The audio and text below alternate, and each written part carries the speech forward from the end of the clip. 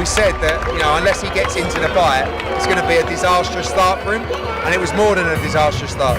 Would you want to see Dillian retire? Yeah, 100%. Look, if he is retiring, he's had an amazing career, and let's do it properly, right? Let's have a proper retirement, not just a 17-second Instagram post, right?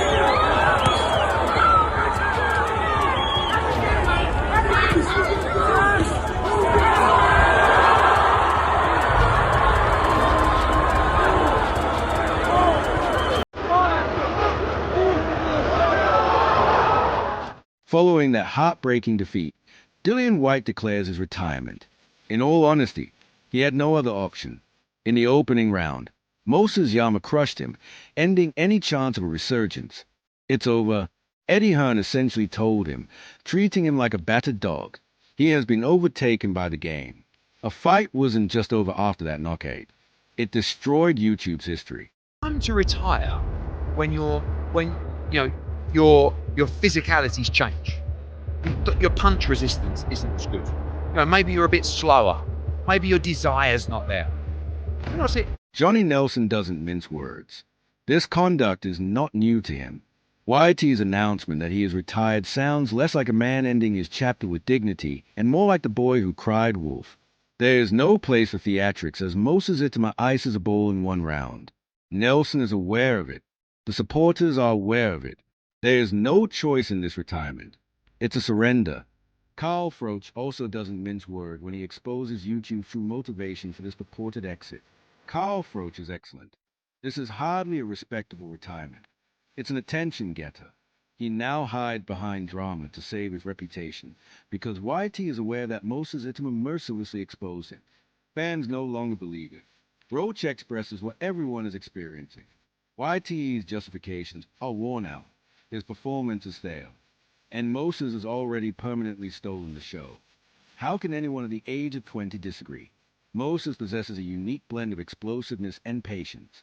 He takes his time and he is trying to get attention, he's trying to stay in the limelight and keep in the public eye, or is he trying to do it as a negotiating ploy, so when he's retired it's going to cost a bit more money to get him out of retirement? But either way, if I'm totally honest, I'm getting... Eddie Hearn doesn't mince words. It was always going to be disastrous to confront a young lion like Moses when he was 38 years old, sedentary, and unprepared. And it was a disaster. Eddie makes it very evident why Tay is finished. Usic's or any other elite contender's dream is dead. He wasn't simply beaten by Moses. He brought the conversation to a close. Mojo from Dillian, but listen, it's very difficult when you're 38 years old.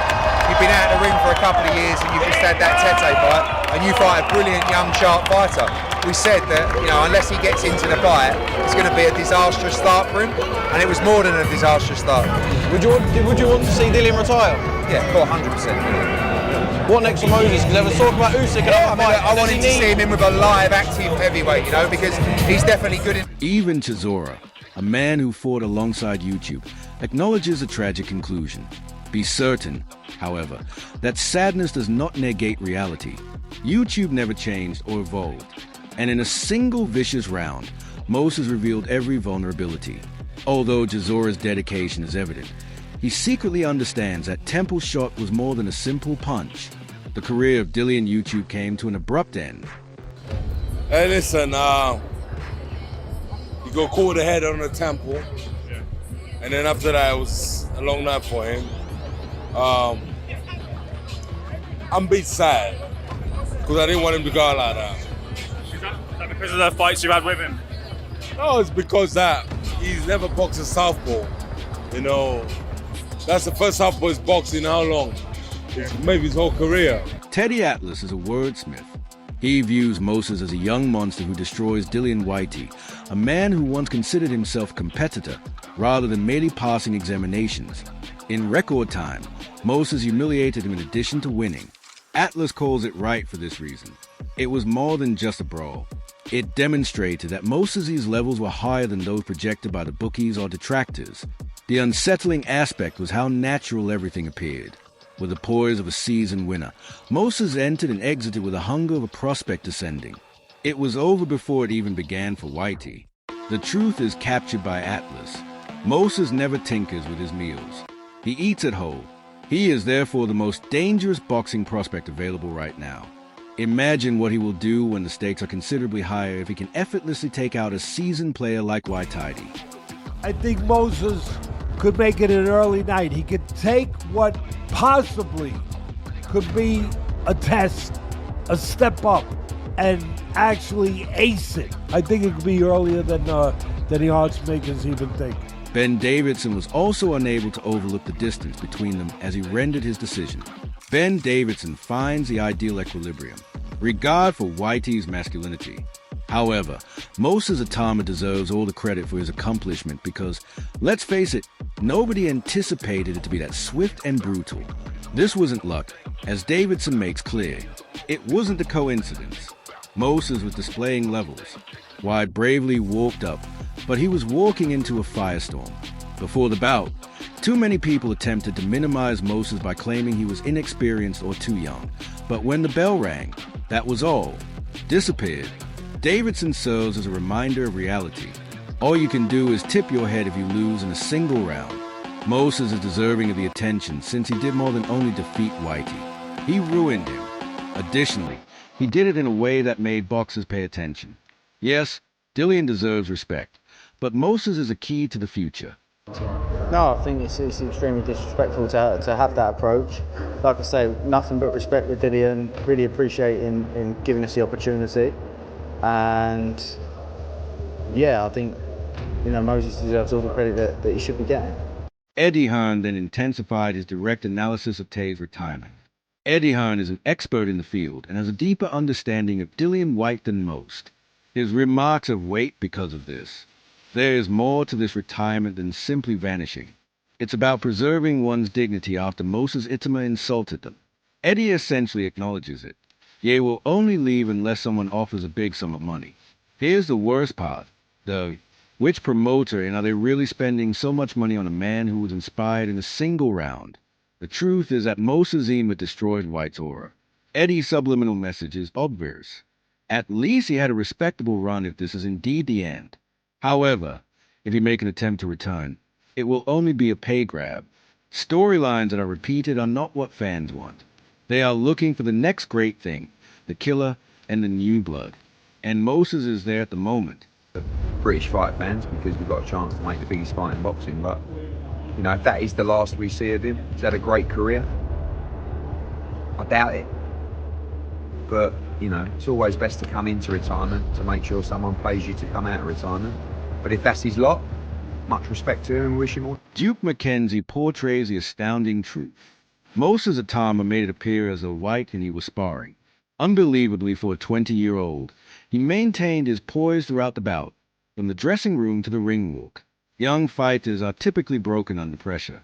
It seemed to provide Moses energy. This explains why the knockdown hit the heavyweight scene as a whole, not simply Whyte's chin.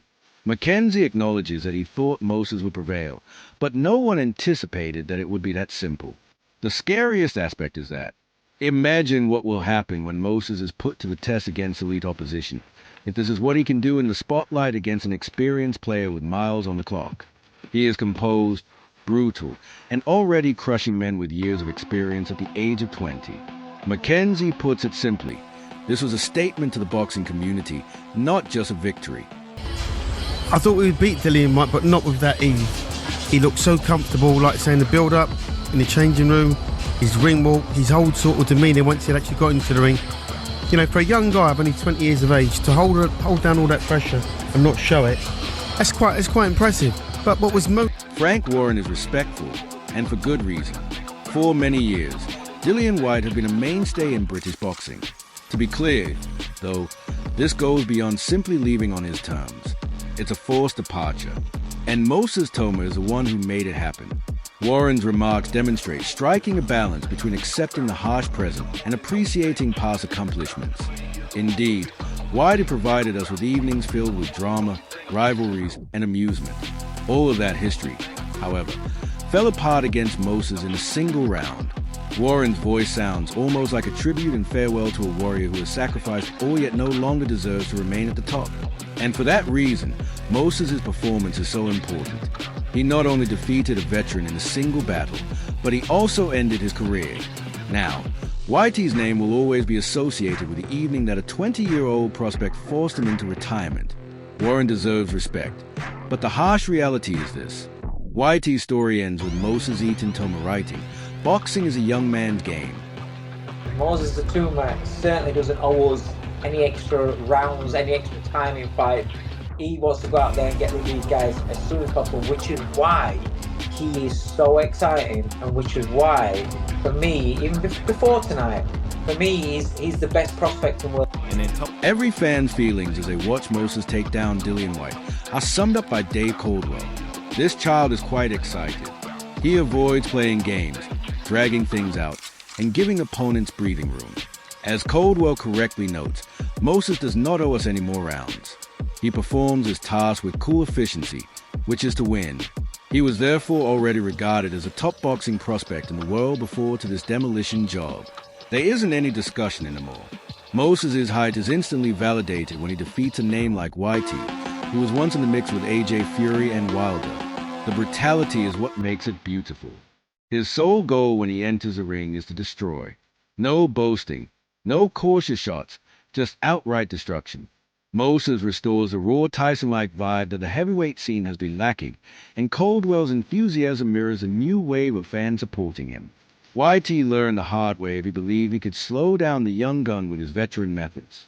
Moses obliterates names rather than merely taking them, and for that reason, he is already the most promising talent in boxing. Did you expect that? Hey, this is a young kid, 20 years old, with devastating knockout power, bro.